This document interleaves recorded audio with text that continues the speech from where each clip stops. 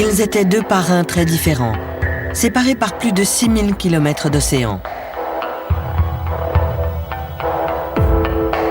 John Gotti, surnommé le Don Téflon, était un gangster new-yorkais qui adorait les feux de la rampe et bravait régulièrement les autorités. Toto Riina, lui, était un paysan issu de la Sicile rurale et un parrain opérant dans l'ombre. À la fin des années 80 et au début des années 90, la justice adopte deux approches bien distinctes pour les arrêter. Aux États-Unis, la police traque inlassablement Gotti.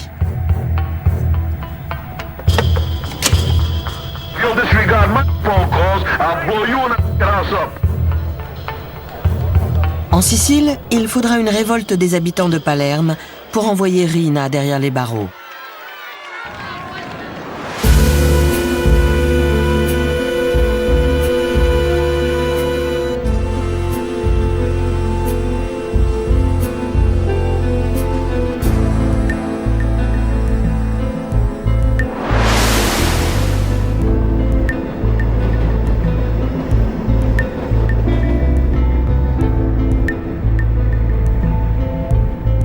John Gotti a toujours été un voyou brutal et impulsif.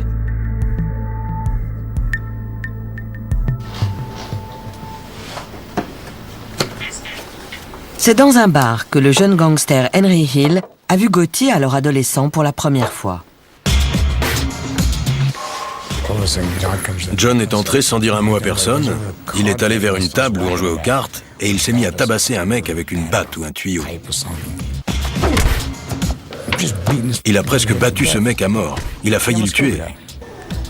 Si ça se trouve, d'ailleurs, il l'a tué. Et ils ont balancé le cadavre dans un coffre.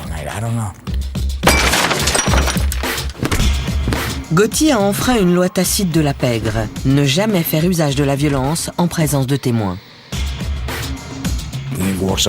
Après ça, il est venu s'excuser auprès de moi, avec du sang qui giclait partout. C'était la première fois que je le voyais. Il avait un grand manteau noir, un pardessus tout en cuir. Il avait vraiment tout d'un gangster.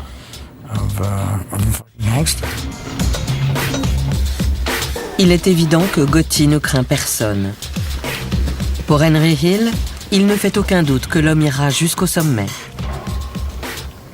C'était un type en pleine ascension. Il avait sa propre bande et ça se voyait qu'il allait devenir quelqu'un. Ça se voyait, il avait cette présence. Mais il y a un obstacle sur sa route. Paul Castellano. C'est le chef de la famille Gambino, la plus puissante de toutes les familles mafieuses américaines. Castellano est un gangster à l'ancienne, un mafioso qui dissimule ses crimes sous un vernis de respectabilité. Paul avait deux casquettes. Il pouvait se mêler aux avocats, aux promoteurs, aux hommes d'affaires, aux médecins et parler le même langage. Mais s'il endossait sa casquette Gambino, il pouvait discuter de la mort d'un homme et dire « Ok, il faut l'éliminer ». Gotti doit supprimer Castellano pour prendre sa place. Mais il n'est pas le seul à vouloir se débarrasser de lui. En 1983, le président Ronald Reagan déclare la guerre au crime organisé.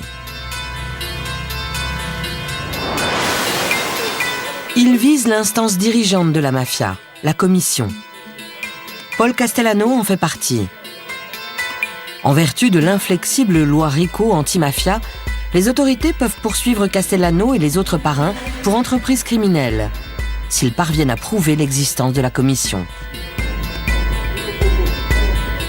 Elle est si secrète que la seule rencontre prouvée par le FBI remonte à 1957.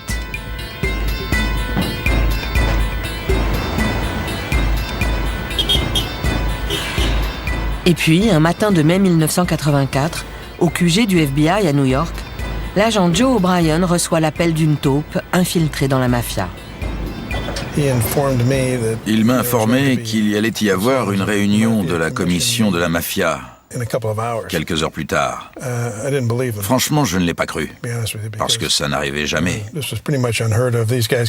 Ces types ne pouvaient pas se permettre de se voir. C'était trop dangereux.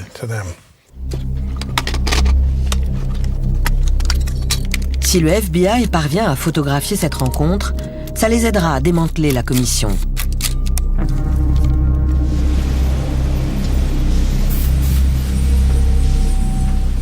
O'Brien et l'un de ses collègues, Andy Currins, surveillent ce bâtiment. Une petite maison de Cameron Avenue à Staten Island qui appartient à la famille d'un vieux parrain de la mafia. Les deux agents se cachent à l'arrière d'une camionnette banalisée à quelques centaines de mètres. La camionnette était là-bas, là où il y a la voiture blanche, en face du numéro 54. On s'est garé là pour avoir une vue bien dégagée. Il n'y avait pas d'autres voitures, on voyait parfaitement le numéro 34 de Cameron Avenue.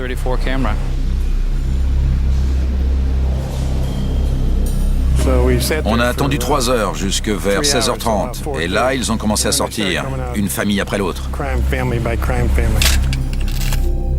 Les chefs des familles Gambino, Lucchese, Colombo et Genovese apparaissent chacun leur tour. Et enfin, on a vu sortir notre invité d'honneur, le très attendu Paul Castellano. Castellano est le parrain des parrains. Il était traité comme un roi. On pouvait presque voir le tapis rouge. C'était très représentatif du fonctionnement et du protocole de la mafia. C'était sensationnel. Je ne sais pas comment Andy a réussi à faire des photos sans trembler. Il utilisait mon épaule comme trépied. Et pendant un moment, j'ai arrêté de respirer. Castellano n'était pas pressé. Il a tiré quelques bouffées de son cigare, il est monté dans sa voiture et il est parti. Les photos sont explosives. Le FBI sait qu'une preuve visuelle aussi flagrante fera merveille auprès d'un jury.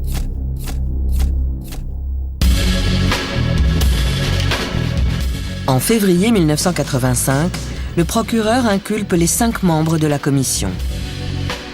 Les agents O'Brien et Currins arrêtent Castellano et le conduisent au QG du FBI à Manhattan. Les autorités fédérales, la ville de New York et le procureur de l'État ont annoncé aujourd'hui l'une des plus vastes mises en examen de parrains mafieux dans l'histoire de ce pays. Dans la voiture qui l'emmène au FBI, Castellano entend un bulletin d'information sur les arrestations. Pour racket et extorsion. Ces charges sont passibles de peine allant jusqu'à 20 ans de prison. C'est le début de la fin de son règne. Les autorités sont passées à l'action tard dans la nuit. Parmi les hommes inculpés de racket et d'extorsion, on retrouve Paul Castellano, chef de la famille Gambino. Le coup de filet a été réalisé grâce à un micro. Je me souviens qu'il s'est tourné vers Joe en lui disant « Est-ce que c'est vrai? Vous avez écouté mes conversations privées ?» D'après le procureur, les enregistrements sont excellents. On pouvait presque l'entendre gémir. Les deux agents pensent que le trouble de Castellano vient de ce qu'ils ont enregistré ces discussions criminelles.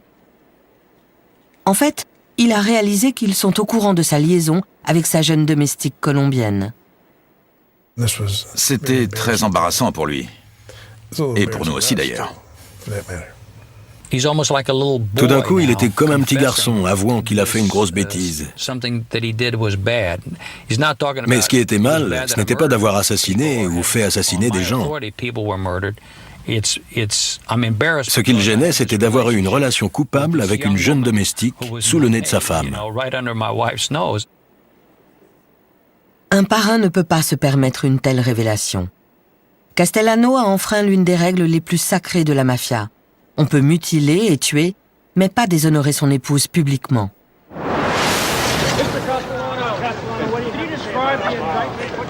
Les photos sont un des principaux éléments de preuve du procès à venir.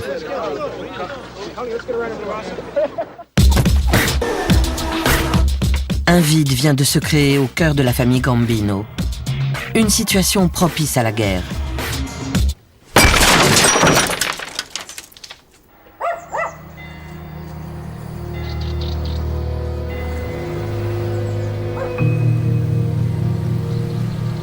Et pour savoir à quoi ressemble une guerre mafieuse, la pègre new-yorkaise n'a qu'à se tourner vers la Sicile.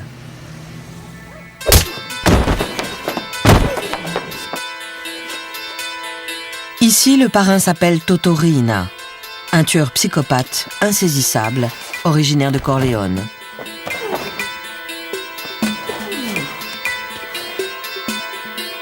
Cette place forte de Cosa Nostra, perchée sur les montagnes du centre de la Sicile, donnera plus tard son nom au personnage de Marlon Brando dans le film Le Parrain.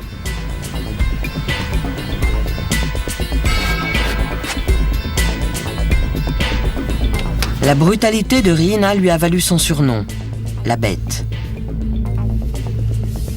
À l'époque, Corleone est réputée comme la ville d'origine des mafiosi les plus coriaces, comme l'explique un membre de la cellule antimafia locale.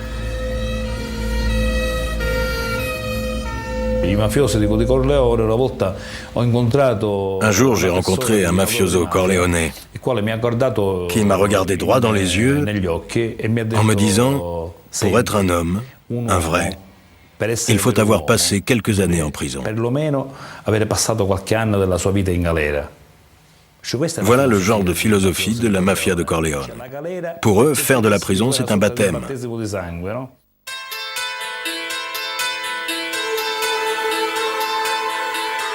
La famille de Riina a pris le contrôle de Cosa Nostra au terme d'une guerre sans merci. Au début des années 80, les rues de Palerme baignent dans le sang de ses victimes. Pendant 6 mois, un nouveau cadavre surgit tous les 3 jours.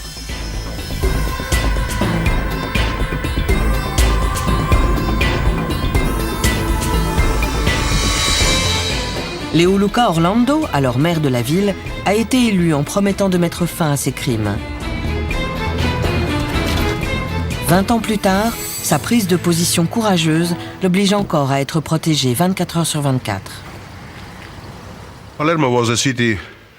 Palerme était une ville qui vivait dans le silence et l'obscurité.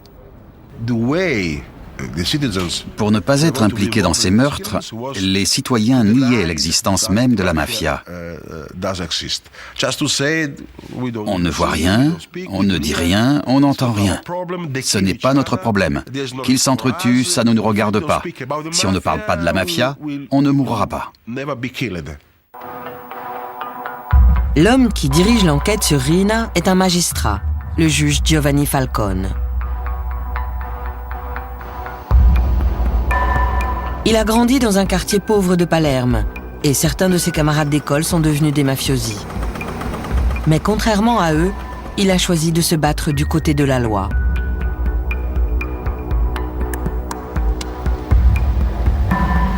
Depuis son QG du palais de justice, cela fait plus de 10 ans que Falcone traque inlassablement Cosa Nostra.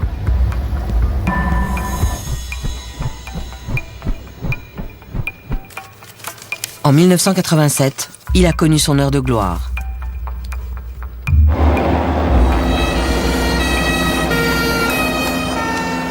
Lors du maxi-procès, plus de 300 mafiosi ont été condamnés à des peines représentant presque 3000 ans de prison en tout. C'est le coup le plus rude jamais porté à la mafia sicilienne.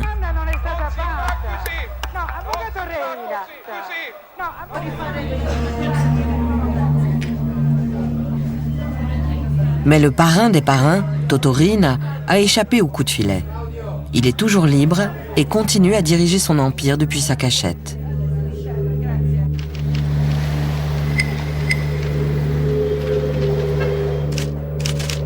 Falcone subit d'autres menaces, plus proches. Il a peu d'amis au palais de justice.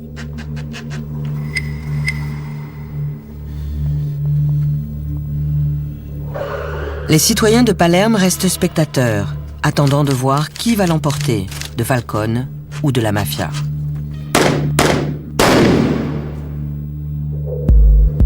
Cet isolement est dangereux. Parmi ceux qui combattent la mafia, plusieurs ont déjà été tués sur les ordres de Riina.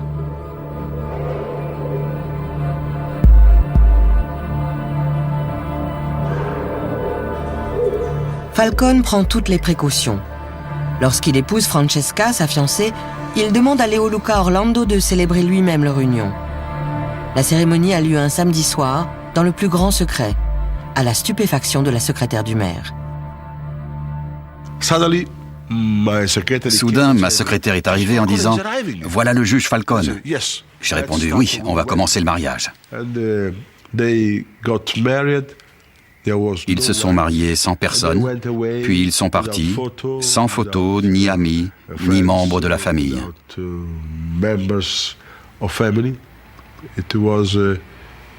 C'est un des sacrifices que Giovanni et Francesca ont consenti pour le combat contre la mafia.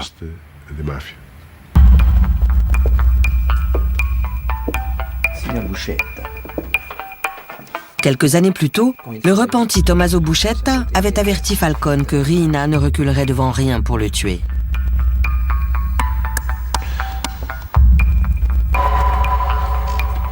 N'oubliez jamais ça. Une fois que vous avez un compte avec la mafia, vous ne pouvez le solder qu'à votre mort. La menace n'est pas à prendre à la légère.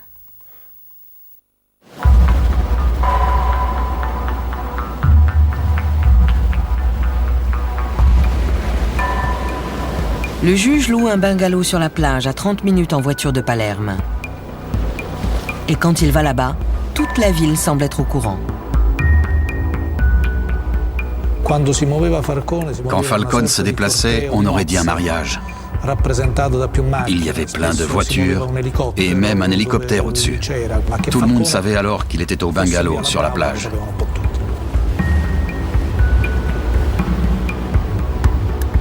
Mais l'anneau d'acier qui le protège ne change rien aux yeux de Riina. Un après-midi de juin 1989, Falcone se détend sur la plage.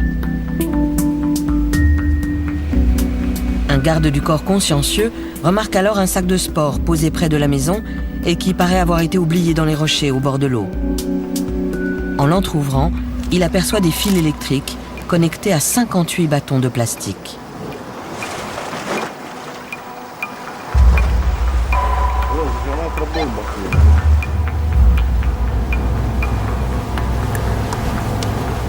Le sac est conçu pour exploser quand on le soulève. Mais la bombe n'a pas fonctionné. Falcone vient d'échapper à la mort.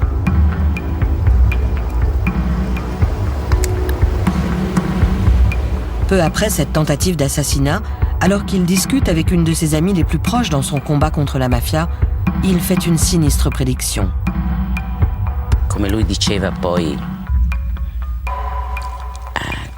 Comme il me l'a dit lui-même quand on s'est vu, après ça, ma vie est toute tracée. Je sais que la mafia finira par me tuer un jour ou l'autre. La seule chose que je ne sais pas, c'est quand.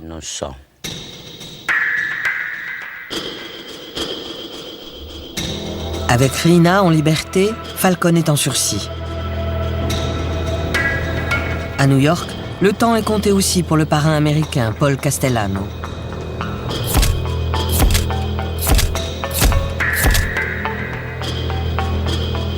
En attendant l'ouverture de son procès pour racket, il ne s'aventure que rarement hors de sa maison, une demeure luxueuse dans le quartier le plus prisé de Staten Island.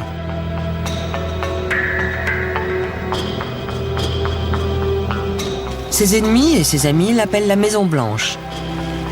Et Castellano y vit comme un président. On lui reproche d'ailleurs de s'être éloigné de la rue, une critique que saura exploiter son rival, John Gotti.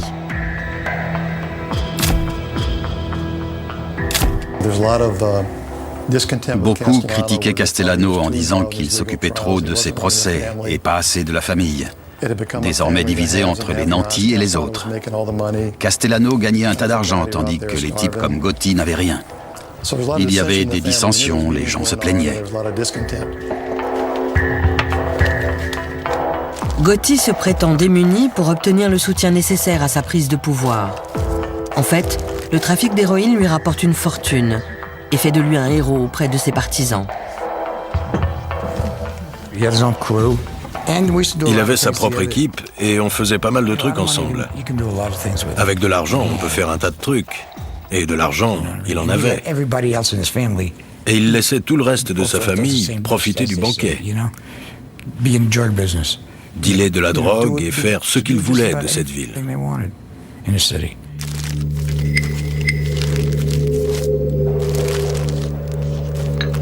La justice poursuit la bande de Gotti pour trafic de drogue, compliquant encore la situation de Castellano. Ce dernier décide donc de se débarrasser d'eux. Gotti sait qu'il doit agir.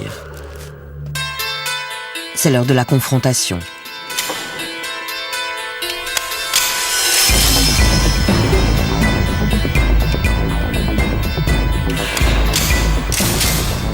Le 16 décembre 1985, Castellano part à Manhattan pour voir Gotti.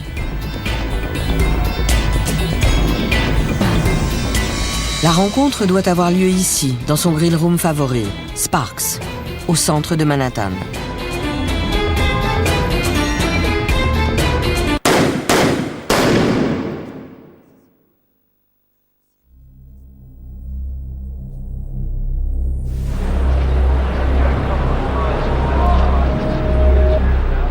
Castellano et son chauffeur sont abattus devant le restaurant.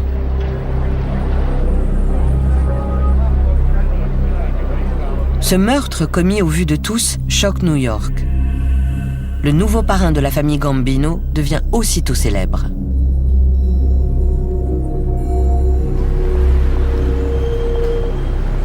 À l'époque, Gotti doit être jugé pour racket. Avant la mort de Castellano, il était presque inconnu du grand public. On est passé d'une affaire criminelle relativement, pas léthargique, mais de routine, à l'affaire de la décennie. On avait une foule de reporters massés devant le tribunal et dans la salle d'audience. C'était devenu un gros poisson. Lors de son procès, Gotti est défendu par l'avocat de la pègre, l'extravagant Bruce Cutler. Ce dernier continuera pendant des années à faire son apologie. Il était remarquablement clairvoyant.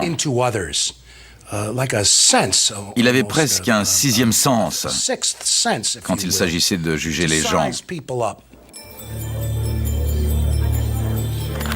Ce qui est sûr, c'est que Gotti sait juger un jury. En mars 1987, le verdict est rendu et le parrain est acquitté. En fait, l'un de ces hommes a soudoyé un juré à l'insu de la police.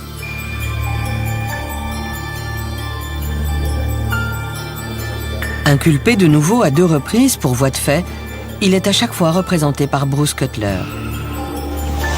I'll say you with respect to defendant John Gotti, guilty or not guilty? You find him not guilty. Il sort blanchi des 2 procès, en faisant corrompre et intimider les témoins. Le Don Teflon est né.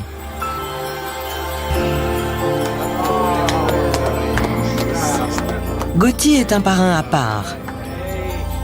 Il ne fait pas mystère de son statut de chef de la mafia.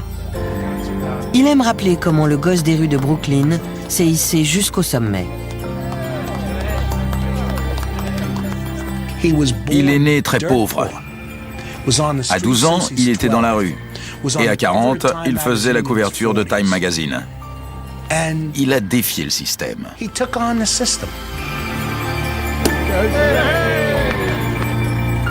Son ancien avocat décrit Gotti comme un Robin des Bois moderne, luttant contre les pouvoirs en place. Les Juifs, les Irlandais, les salariés, les syndicats, les ouvriers, les policiers. Mon père était inspecteur et certains de nos plus fervents soutiens faisaient partie de la police locale, même s'ils n'y étaient pas autorisés. On combattait les bandits alphabétisés du gouvernement. Le FBI, le fisc, l'immigration, la CIA, tous ces voleurs sans visage du gouvernement qui vous traquent et détruisent votre vie. La sanglante réalité du règne brutal de John Gotti est tout autre.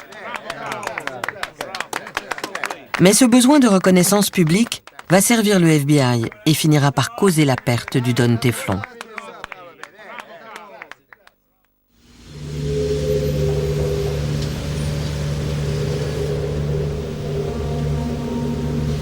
En Sicile, les autorités n'ont pas le même genre de problème que leurs homologues américains.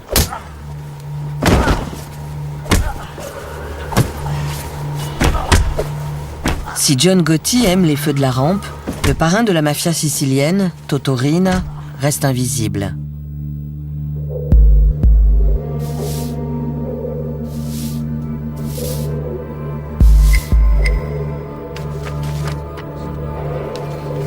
Le juge Giovanni Falcone est déterminé à le débusquer. Mais il a besoin de trouver un lien entre Riina et les crimes perpétrés en son nom par son armée de tueurs.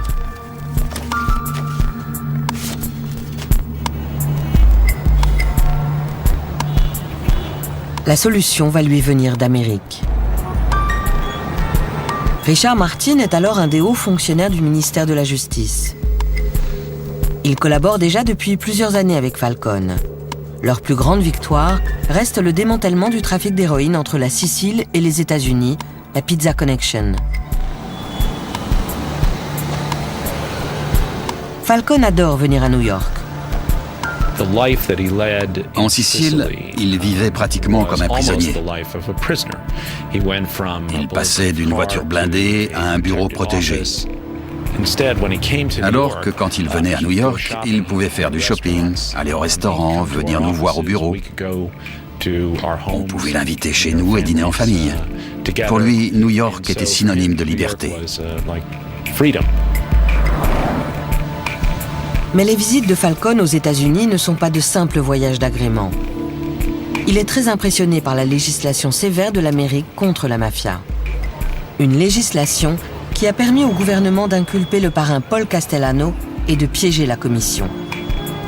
Je pense que ça l'aidait aussi à se libérer l'esprit et à voir au-delà de son propre domaine quand il venait ici. Non seulement il s'y plaisait, mais c'était aussi une façon pour lui de voir plus clairement comment attaquer la mafia et comment travailler avec les autorités italiennes.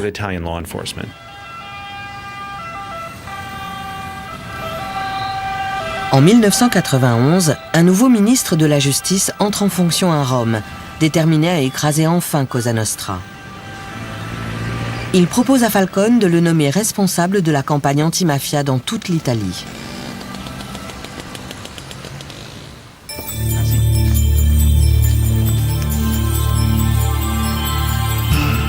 Le juge saisit cette occasion de quitter Palerme et de mettre en pratique ce qu'il a appris aux États-Unis. Ses idées sont révolutionnaires. Il entend former un équivalent italien du FBI. Dans tout le pays, la lutte contre le crime organisé sera centralisée sous ses ordres.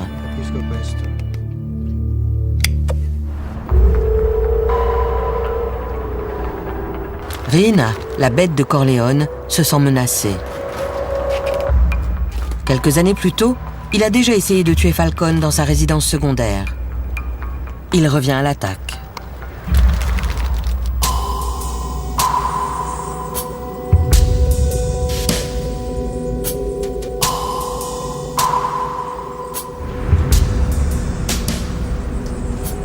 Le 23 mai 1992, Falcone et sa femme Francesca rentrent à Palerme pour le week-end.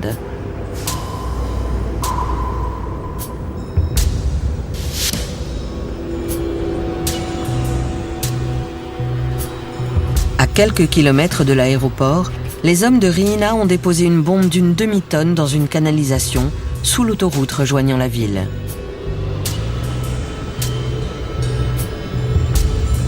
Ils se cachent ensuite dans un bâtiment qui surplombe la route, armé d'un détonateur télécommandé.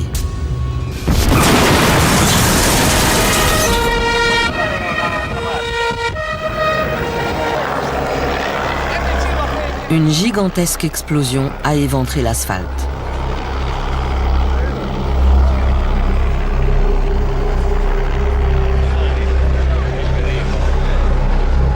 Le choc est tel qu'il apparaît sur les moniteurs de surveillance sismique locaux.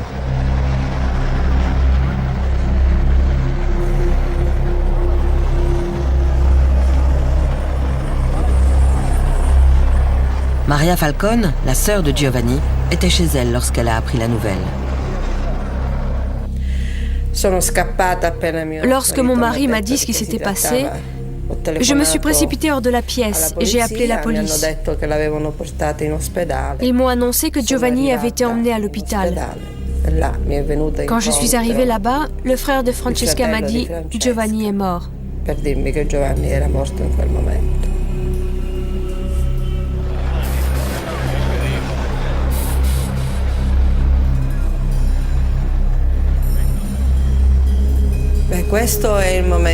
Ça a été le moment le plus douloureux de ma vie. Pas seulement parce que j'étais sa sœur, mais aussi en tant que citoyenne italienne. Car avec Giovanni, c'était notre plus grande chance de vaincre la mafia qui disparaissait.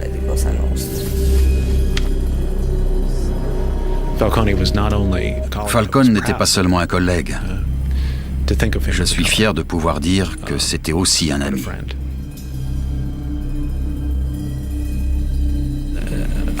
Ça m'a énormément attristé. Nous avions perdu une partie de ce pourquoi nous travaillions tous.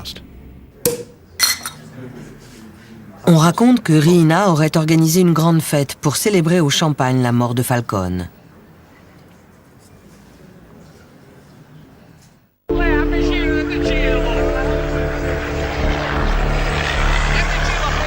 La femme de Falcone, Francesca, et 3 gardes du corps sont également morts dans l'explosion.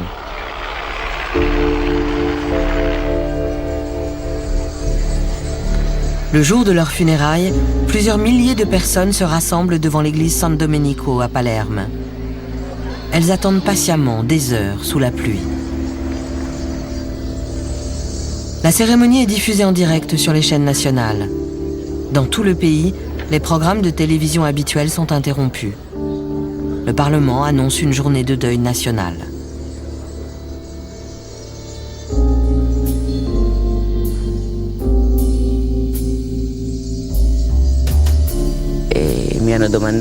On m'a demandé comment j'avais réagi en apprenant la nouvelle.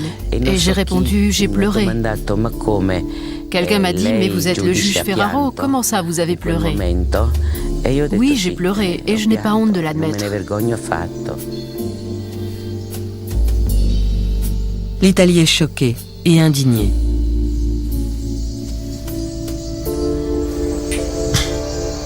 Mais cela n'arrête pas Toto Riina. Tous ceux qui se mettront en travers de sa route subiront le même sort.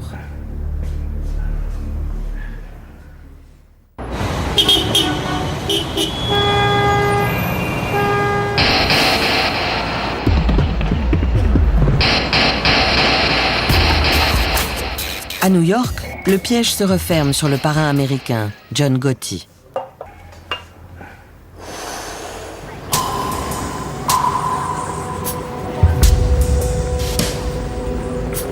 Ce magasin de vêtements de Little Italy à Manhattan était autrefois le Ravenite Social Club, siège des opérations criminelles de la famille Gambino.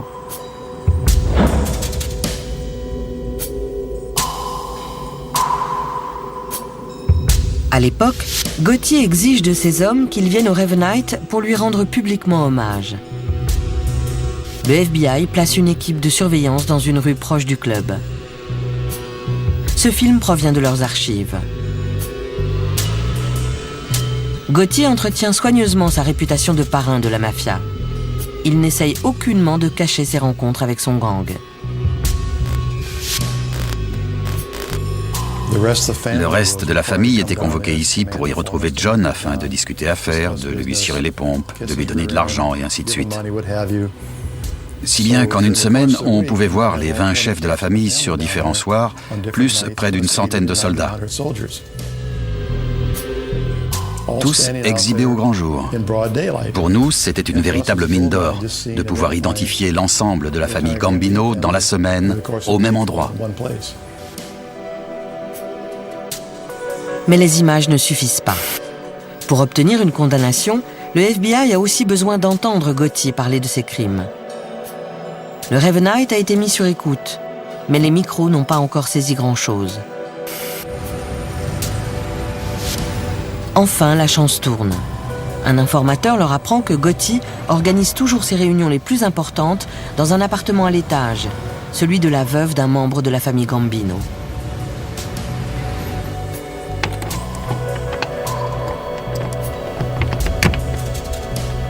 Le FBI profite du départ en vacances de la vieille dame pour poser un micro sur place.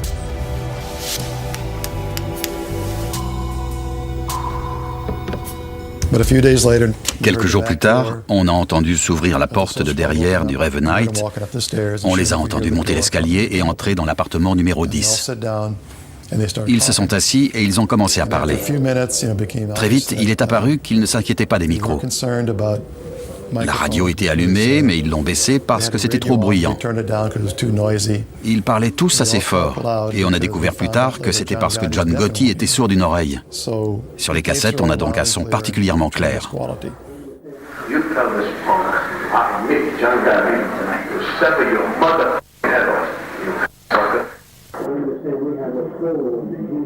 Les enregistrements dévoilent le véritable visage d'un parrain.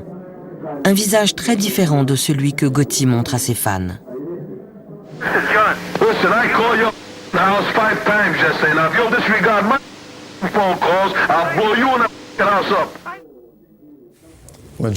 Quand il s'énerve, John commence à parler très fort. Et il oublie qu'il y a des choses dont il ne devrait pas parler, comme d'anciens meurtres. Gotti est arrêté. En janvier 1992, il est inculpé d'homicides multiples et de racket.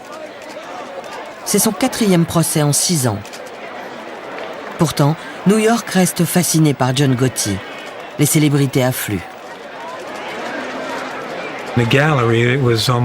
Dans les tribunes, on se serait vraiment cru au cirque. Mickey Rourke et Anthony Quinn sont venus voir le procès. Et ils ont envoyé un boxeur, Ronaldo Snipes, qui lançait des regards si menaçants au jury qu'on l'a viré dans la demi-heure.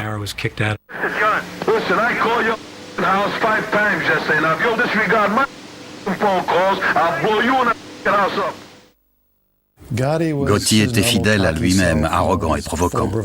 Mais il suffisait de le voir écouter ses enregistrements pour comprendre qu'il regrettait d'avoir eu une si grande gueule.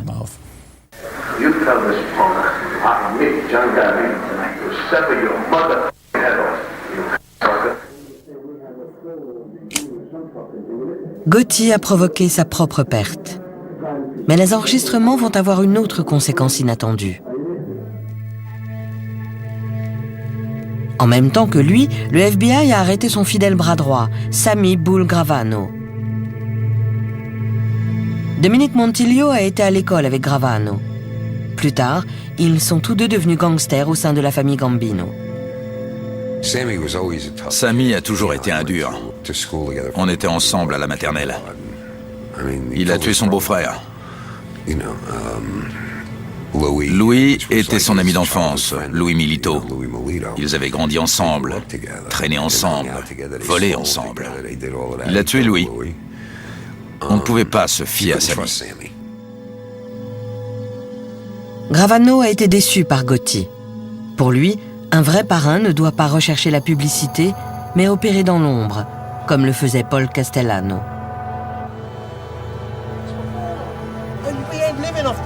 Mais Gotti ne respecte personne, pas même son adjoint. Une erreur que le FBI va exploiter. Lors des audiences préliminaires, Bruce Moe fait écouter une bande à Gotti et Gravano. On y entend le parrain critiquer vivement son bras droit.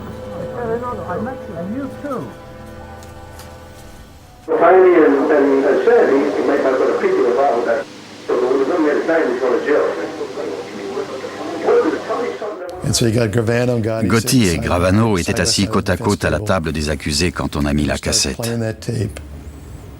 Sammy est devenu tout rouge, il était prêt à exploser. Et pour la première fois, John Gotti était gêné. Il a blêmi, il voulait se cacher sous la table. Il était gêné parce qu'il savait qu'il avait été surpris disant du mal de son conciliaire et son bras droit. Gravano est le dernier clou dans le cercueil du parrain. Bruce m'a appelé un jour en me disant « Tu es assis ?» Oui. Sammy veut coopérer. On a fait venir Sammy, qui est entré, m'a serré la main et a dit « Je veux passer de notre gouvernement à votre gouvernement. » C'est la première fois qu'un personnage aussi haut placé trahit la mafia américaine. Le témoignage de Gravano porte le coup de grâce à Gotti. Il révèle comment ils ont tous deux organisé le meurtre de leur ancien parrain, Paul Castellano, puis l'ont regardé mourir depuis leur voiture.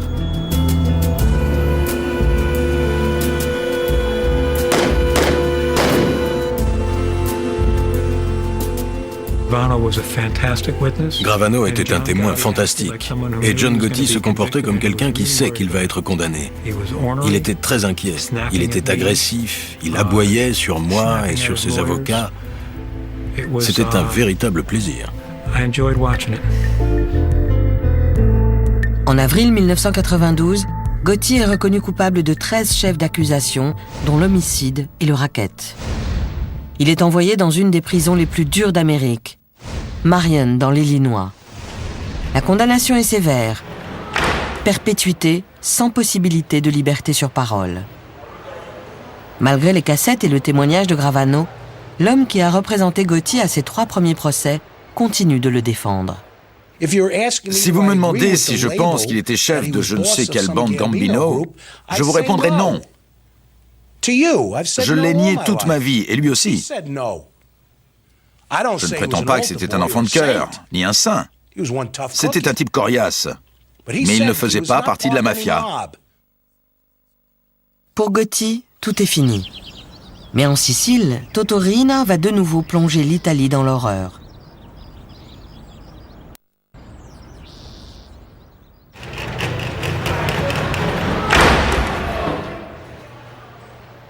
Le parrain américain a été condamné à passer le reste de sa vie en prison. Mais outre-Atlantique, le gouvernement italien semble impuissant. Le chef de Cosa Nostra agit à sa guise. Il a fait assassiner le juge antimafia Giovanni Falcone. Palerme attend avec angoisse son prochain coup.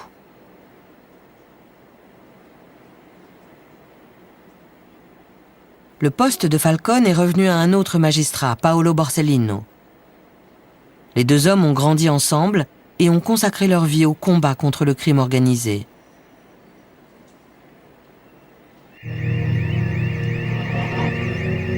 L'après-midi du samedi 19 juillet 1992, 2 mois après le meurtre de Falcone, Borsellino rend visite à sa mère dans cet immeuble, comme chaque week-end.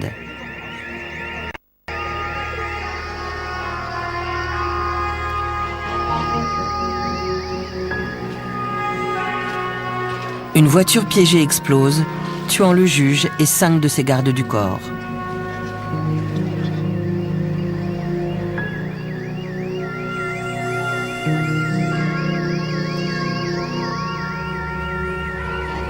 C'est la goutte d'eau qui fait déborder le vase. La population de Palerme organise une véritable révolte contre la mafia. Après l'assassinat de Paolo Borsellino, il y a eu une réaction massive des habitants de Palerme.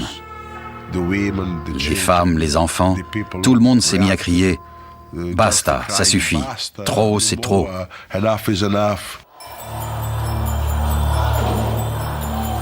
Trop, c'est trop. Des milliers de gens envahissent les rues pour une manifestation sans précédent en Sicile. Les Palermitains craignent de voir Riina s'en prendre à Leoluca Orlando, élu sur la promesse de débarrasser leur ville de la mafia. Lorsqu'il apparaît en public, les femmes et les enfants forment un cordon protecteur autour de lui, défiant Cosa Nostra de les tuer pour atteindre le maire. Leur message était clair. Ils étaient là pour dire que je n'étais pas seul. Ils étaient là pour dire que la mafia pouvait tuer un homme ou 10 hommes, mais qu'elle ne pouvait pas tuer des milliers et des milliers de femmes et d'enfants.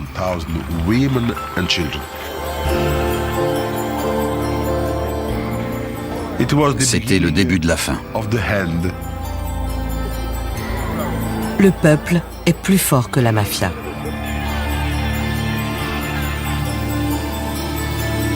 Le gouvernement, déterminé à sévir durement, envoie plusieurs milliers d'hommes en Sicile.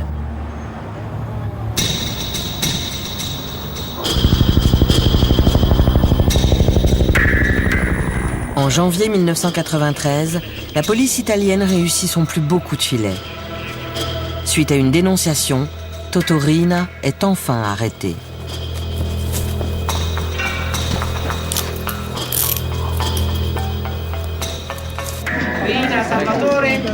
Salvatore Riina a été capturé à Palerme par les carabiniers ce matin. Nous tenons Toto Riina. Le plus incroyable, c'est que le parrain vivait en plein cœur de Palerme, à l'insu de tous, depuis plus de 20 ans.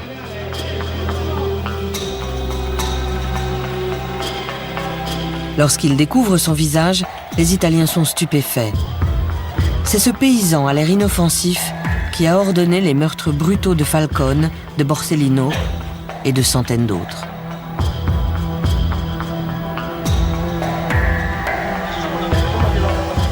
Pendant son procès, Riina se présente sous les traits d'un pauvre vieillard qui ne sait rien de la mafia.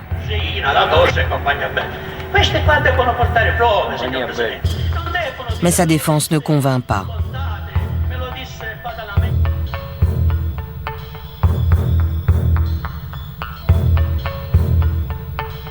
Il est condamné à passer le restant de sa vie en prison, hors de Sicile, en Italie continentale.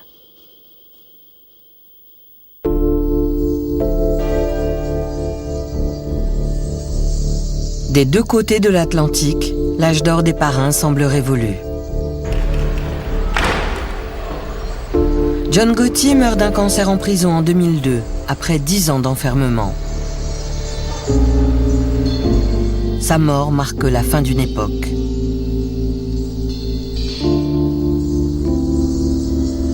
En s'exhibant publiquement comme le parrain des parrains, il a tout fait pour pousser les agences gouvernementales à ne laisser aucun répit à la mafia. L'avenir est plutôt sombre pour la mafia si le FBI et les autres agences fédérales continuent à traquer ces types. Notre plus grosse erreur, ce serait de décréter que la guerre est finie, qu'on l'a gagnée et de passer à autre chose. En 5 ans, ces types peuvent se regrouper et s'organiser. Ils ne seront plus jamais aussi forts qu'ils l'étaient il y a 30 ans, mais ils peuvent encore former une force criminelle viable.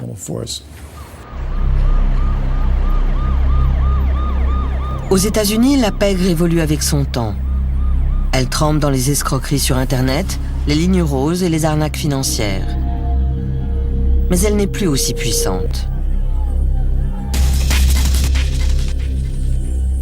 Pas question non plus pour le FBI de laisser les Russes, les Chinois ou d'autres criminels régner sur leur quartier comme l'ont autrefois fait les gangsters italiens.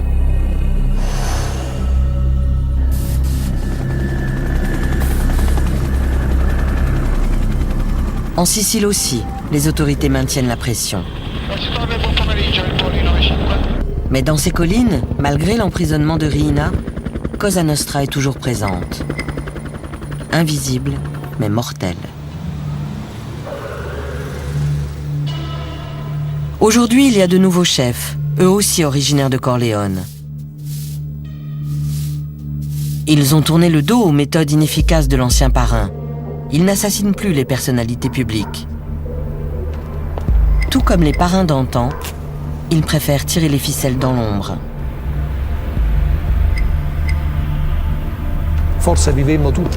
Je crois que nous nous sommes tous leurrés. Nous avons fait l'erreur de croire qu'on pouvait détruire Cosa Nostra en déplaçant 4 pions sur l'échiquier.